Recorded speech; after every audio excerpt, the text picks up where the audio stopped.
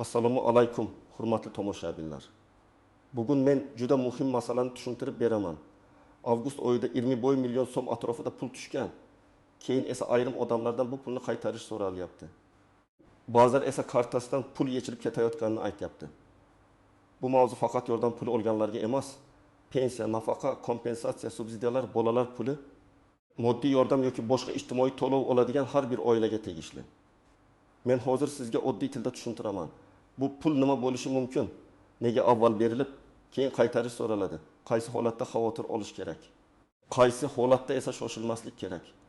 Eng muhimi, kartangizdan pul yechilsa yoki sizga qaytaring deyishsa, nima qilish kerakligini aniq qadamlar bilan aytaman. Videoni oxirigacha ko'ring, chunki bitta noto'g'ri harakat ortiqcha qarz, jarima yoki hujjat muammosiga olib kelishi mumkin.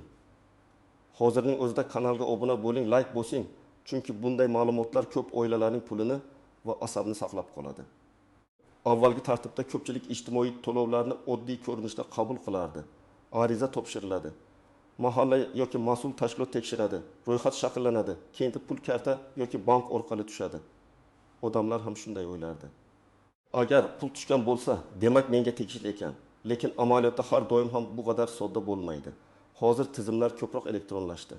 Ya'ni oila tarkibi, daromad, ish joyi, pensiya, aliment, avtomobil, ko'chmas mulk, soliq ma'lumotlari, bankdagi ayrim ko'rsatkichlar, boshqa to'lovlar haqidagi ma'lumotlar turli bazalar orqali solishtiriladi.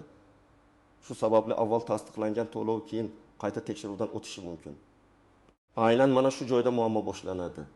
Pul tushgandan keyin ma'lumotlarda farq chiqsa, ortiqcha to'langan pul deb hisoblanishi mumkin. Masalan, avgust oyida 20 million so'm tushdi deylik. Oila bu pulni bolalar kiyimi, oziq-ovqat, dori yoki kommunal to'lov ishlatib yuborgan bo'lishi mumkin. Oradan bir necha hafta o'tib telefon bo'ladi yoki xabar keladi. Sizga noto'g'ri to'lov qilingan, qaytarishingiz kerak. Odam tabiiy ravishda hayron bo'ladi. Agar noto'g'ri bo'lsa, nega avval berdingiz? Mana shu savol juda o'rinli. Lekin qonuniy tomondan ayrim to'lovlar keyinchalik aniqlangan xato asosida qayta hisob-kitob qilinishi mumkin. Bu yerda ikki xil holatni ajratish kerak. Birinchi holat, tashkilot yoki tizim xatosi sabab pul noto'g'ri tushgan bo'lishi mumkin. Ikkinchi holat, fuqaro bergan ma'lumot noto'g'ri, to'liq emas yoki kech yangilangan bo'lishi mumkin. Natija bir xil ko'rinadi. Ya'ni pul qaytarilishi talab qilinadi, lekin sabab va javobgarlik jihatidan farq katta. Men birinchi navbatda shuni aytaman. Kartaga pul tushgani hali u pulni hech qanday savolsiz ishlatish mumkin degani emas. Ayniqsa to'lov izohida ijtimoiy yordam, nafaqa kompensatsiya, subsidiya, qayta hisob, bolalar puli kabi so'zlar bo'lsa, albatta uning manbasini tekshirib qo'yish kerak. Ba'zan odam bir nechta ariza topshirgan bo'ladi. Masalan, bolalar nafaqasi, moddiy yordam, bir martalik kompensatsiya yoki boshqa imtiyoz. Keyin qaysi pul qayerdan kelganini aralashtirib yuboradi. Ayrim oilalarda avgust oyidagi 5 million so'm bolalar nafaqasi yoki moddiy yordamning bir qismi bo'lishi mumkin. Masalan, oilada 2 yoki 3 nafar bola bo'lsa, oylik to'lov miqdori turlicha hisoblanadi. Bir oy uchun emas, kechikkan oylar bilan birga tushsa, summa kattaroq ko'rinadi. Shuning uchun 20 million so'mni ko'rib darhol bu albatta xato deb ham bo'lmaydi. Lekin bu albatta mening pulim deb ham xotirjam bo'lish noto'g'ri. Kimlar ko'proq e'tiborli bo'lish kerak? Birinchidan, yaqinda ishga kirgan yoki oyligi oshgan fuqarolar.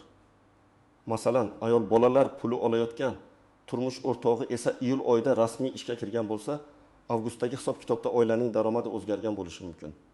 Tizim bu ma'lumotni kechroq ko'rsa, oldin pul tushadi. Keyin esa siz mezonga mos emassiz degan xulosa chiqishi mumkin. Ikkinchidan, oilaviy tarkibida o'zgarish bo'lganlar. Masalan, farzand 12 yoshga to'lgan, talabalikka kirgan yoki oila a'zosi boshqa manzilga ro'yxatdan o'tgan bo'lishi mumkin. Ayrim to'lovlarda bola yoshi, oila a'zolari soni va yashash manzili juda muhim. Bitta ma'lumot kech yangilansa ham hisob noto'g'ri chiqadi. Uchinchidan, bir nechta joydan yordam olganlar. Masalan, bir oilaga mahalla orqali moddiy yordam, boshqa yo'nalish bo'yicha kompensatsiya, yana alohida bolalar nafaqasi tushgan bo'lishi mumkin. Ba'zi to'lovlar bir-biriga zid emas, ya'ni birga olinishi mumkin. Lekin ayrim to'lovlar shartli bo'ladi. Agar siz bir turdagi yordamni olsangiz, boshqa turga mos kelmasligingiz mumkin. Mana shu nuqtada ko'pchilik chalkashadi. 4-dan. Kartasiga o'zi kutmagan pul tushganlar. Masalan, odam ariza topshirmagan, hech qayerga murojaat qilmagan, lekin karta hisobiga 20 million so'm kelgan. Bunday holatda pulni ishlatmasdan oldin bank ilovasidagi to'lov izohini ko'rish, bankdan ma'lumotnoma olish va mas'ul tashkilotdan yozma tushuntirish so'rash kerak. Endi kimlar ortiqcha xavotir olmasligi mumkin? Agar siz belgilangan tartibda ariza topshirgan bo'lsangiz, barcha hujjatlaringiz to'g'ri bo'lsa, oilangiz daromadi va tarkibida o'zgarish bo'lmagan bo'lsa, pul izohida siz kutgan to'lov ko'rsatilgan bo'lsa, avvalgi oylarda ham shu tartibda pul olgan bo'lsangiz, vahimaga tushmang. Lekin baribir hujjat va bank ma'lumotlarini saqlab qo'ying. Chunki keyin savol tug'ilsa, sizda dalil bo'lishi kerak. Birinchi misol. Gulnoza opa 3 nafar farzandi uchun bolalar nafaqasiga ariza topshirgan. Iyulda ariza tasdiqlangan. Lekin pul avgustda kechikib tushgan. Kartaga meni 500 ming so'm kelgan. Bu pulni maktab formasi va daftar kitobga ishlatgan. Keyin mahalladan qo'ng'iroq bo'lib, daromadingiz oshgani uchun qayta tekshiruv bo'lyapti deyishgan. Bu yerda darhol pulni qaytarish shart degani emas. Avval qaror, hisob kitob va qaysi davr uchun ortiqcha to'lov deyilganini ko'rish kerak. Agar daromad oshgan sana to'lov davridan keyin bo'lsa, pulni qaytarish talabi noto'g'ri bo'lishi mumkin. Ikkinchi misol. Rustam aka nomiga karta ochilgan, lekin oiladagi ijtimoiy yordam turmush o'rtog'i arizasi asosida rasmiylashtirilgan. Avgustda 20 million so'm tushgan. U bu qarindoshim yuborgan pul bo'lsa kerak deb yechib olgan. Oradan vaqt o'tib, pul noto'g'ri karta hisobiga o'tkazilgani aytilgan. Bunday holatda bankdan to'lov manbasi va to'lov topshiriq raqamini olish muhim. Chunki og'zaki gap bilan pul qaytarilmaydi. Kim yuborgan, nima asosda yuborgan, qaysi hujjat bilan qaytarish so'ralyapti, hammasi aniq bo'lishi kerak. Uchinchi misol. Dilfuza opa moddiy yordam olgan, lekin keyin kartasidan 300 ming so'm. Yana 500 ming so'm yechilib ketganini ko'rgan.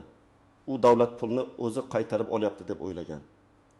Aslida karta bo'yicha avtomatik yechim turli sababga ega bo'lishi mumkin. Bank krediti bo'yicha qarz, aliment yoki ijro hujjati, kommunal qarzdorlik, sud qarori, soliq qarzi yoki bank xizmatlari. Ijtimoiy to'lov tushgan karta bo'lsa ham, ayrim qarzdorliklar bo'yicha hisobdan pul yechilishi mumkin. Shuning uchun pulni aynan yordam qaytarilishi uchun yechishdi deb xulosa qilishdan oldin bankdan operatsiya tafsilotini olish kerak. 4-misol. Bir oilaga avgustda 20 million so'm tushgan. Keyin farzandingiz yoshi bo'yicha mezonga to'g'ri kelmaydi deb qaytarish so'ralgan. Agar bola haqiqatan ham to'lov davrida belgilangan yoshdan o'tgan bo'lsa, ortiqcha to'lov masalasi chiqishi mumkin. Lekin agar to'lov bola mezonga mos bo'lgan oylar uchun berilgan bo'lsa, uni qaytarish shart bo'lmasligi mumkin. Bu yerda oyma-oy hisob-kitob juda muhim. 5-misol. Odamga telefon qilib, sizga 21 million noto'g'ri tushgan. Hozir mana shu karta raqamiga qaytaring deyshadi. Men bunday holatda juda ehtiyot bo'lishni aytaman. Davlat organi yoki rasmiy tashkilot pulni oddiy jismoniy shaxs kartasiga qaytarishni talab qilmaydi. Qaytarish bo'lsa, rasmiy hisob raqami, yozma talabnoma, qaror yoki davlatnoma bo'lishi kerak.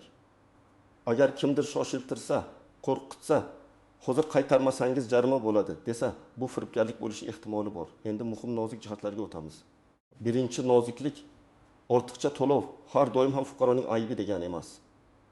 Ba'zan ma'lumotlar bazasi kech yangilanadi. Tashkilot noto'g'ri hisoblaydi.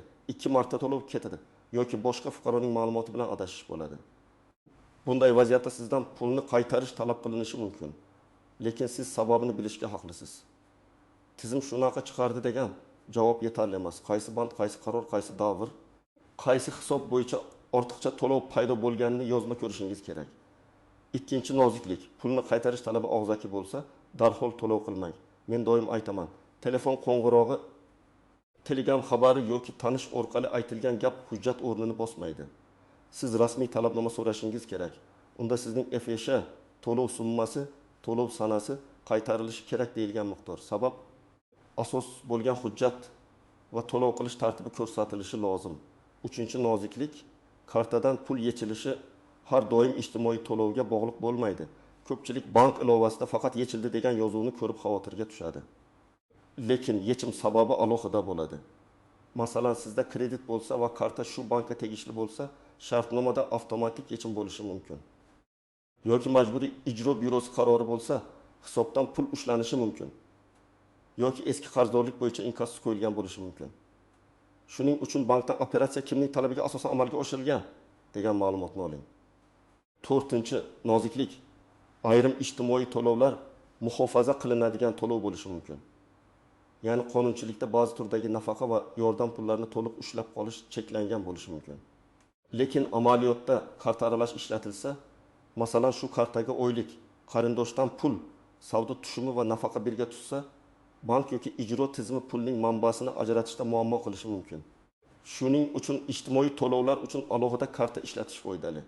5-noziklik. Agar siz haqiqatan ham ortiqcha pul olgan bo'lsangiz, uni yashirish muammoni kattalashtiradi. Bugun bemilyon bo'lgan summa ertaga sud xarajati, ijro yig'imi yoki boshqa xarajatlar bilan oshishi mumkin. Lekin bu har qanday talabga rozi bo'ling degani emas. To'g'ri yo'l avval hujjatni ko'rish, hisobni tekshirish, e'tirozingiz bo'lsa yozma bildirish. Keyin qonuniy tartibda hal qilish. 6-noziklik. Ayrim hollarda pulni bo'lib qaytarish mumkin bo'ladi. Masalan, oila kam ta'minlangan, pul allaqachon zarur ehtiyojlarga ishlatilgan, birdaniga bir xil 1 million so'm qaytarish og'ir. Bunday holatda mas'ul tashkilotga ariza yozib, oilaviy holatni tushuntirish, daromadlar haqida ma'lumot berish va bo'lib to'lash jadvalini so'rash mumkin. Buni og'zaki emas, yozma qiling. Endi amaliy qadamlarni aniq aytaman.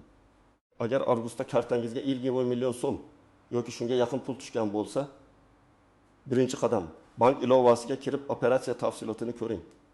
Pul kimdan kelgan, izohida nima yozilgan, sana va summa qanday, to'lov topshirig'i raqam bormi? Shularni yozib oling. Screenshot qiling. Lekin screenshotning o'zi yetmasligi mumkin. Bankdan rasmiy ko'chirma ham oling. Ikkinchi qadam, bankdan hisob varaq bo'yicha ko'chirma so'rang. Buni bank ilovasi, bank filiali yoki kol markaz orqali aniqlash mumkin. Ko'chirmada kirim va chiqimlar, pul yuboruvchi tashkilot nomi, operatsiya kodi ko'rinishi kerak. Agar kartadan pul yechilgan bo'lsa, aynan kimning talabiga asosan yechilganini so'rang. Bank shartnomasi bo'yichami, ijro hujjati bo'yichami, inkassomi, kredit to'lovimi yoki boshqa asosmi? 3-qadam, pul ijtimoiy to'lov bo'lsa, mahalla ijtimoiy himoya bo'limi yoki ariza topshirgan tashkilotga boring. Men tavsiya qilaman, qo'lingizda pasport yoki ID karta, JSHIR bank karta rekvizitlari, bank ko'chirmasi ariza nusxasi, oila tarkibi bo'yicha ma'lumot, daromad hujjatlari bo'lsin.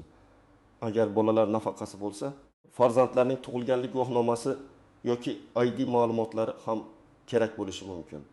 4-qadam, sizdan pulni qaytarish so'ralgan bo'lsa, yozma asos talab qiling. Arizada shunday mazmunda yozishingiz mumkin.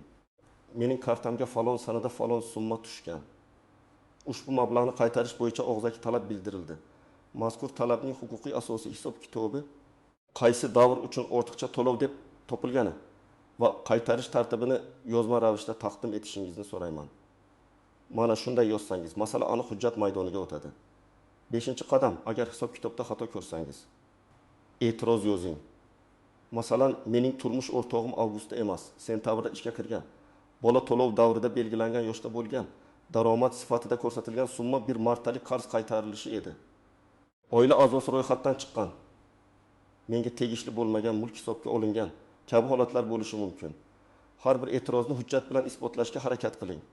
6-qadam, kartadan asossiz pul yechilgan deb hisoblasangiz, bankka yozma shikoyat bering. Shikoyatda sanani, summani, karta raqamini to'liq yozmasdan oxirgi 4 raqamini, operatsiya izohini va ushbu yechimning huquqiy asosini hamda tashabbuskor tashkilotni ma'lum qilishingizni so'rayman deb yozing. Bank javob bermasa yoki javob noaniq bo'lsa, markaziy bankning murojaat kanallari orqali ham murojaat qilish mumkin. 7-qadam, agar masala ijro hujjati bilan bog'liq bo'lsa, majburiy ijro byurosidan qaror nusxasini oling. Ba'zan odamlar o'ziga nisbatan sud buyrug'i chiqqanini bilmaydi. Eski kredit, aliment, jarima, soliq yoki kommunal qarz bo'yicha ijro ishi ochilgan bo'lishi mumkin. Bunday holatda faqat bank bilan tortishish yetarli emas. Ijro hujjatining o'zini tekshirish kerak. 8-qadam, firibgarlardan ehtiyot bo'ling. Hech qachon SMS kodni bermang. Karta raqami, amal qilish muddati, CVV kod, bank ilovasi, parolis, pasport rasmi va selfini begona odamga yubormang. Rasmiy xodim sizdan CVV so'ramaydi. Pulni qaytarish uchun kodni ayting. Tasdiqlash uchun ilovaga kiring. Jarimani yopib beramiz degan gaplar xavfli belgidir. Pulni qaytarish kerak bo'lsa ham, bu faqat rasmiy hisob, raqam va hujjat asosida qilinadi. 9-qadam, ijtimoiy to'lovlar uchun alohida karta ochishni o'ylab ko'ring. Bu qonuniy majburiyat bo'lmasligi mumkin, lekin amaliy jihatdan qulay. Oylik kredit, savdo tushumi, qarindosh yuborgan pul va nafaqani bitta kartada aralashtirsangiz, keyin qaysi pul qayerdan kelgani va qayerga ketganini isbotlash qiyinlashadi. Alohida karta esa hisob kitobni to'g'ri ko'rsatadi. 10-qadam. Har bir murojaatingizni yozma qiling va nusxasini saqlang. Og'zaki gap bugun bor, ertaga yo'q. Ariza topshirsangiz, kirim raqami oling. Elektron murojaat qilsangiz, tasdiq raqamini saqlang.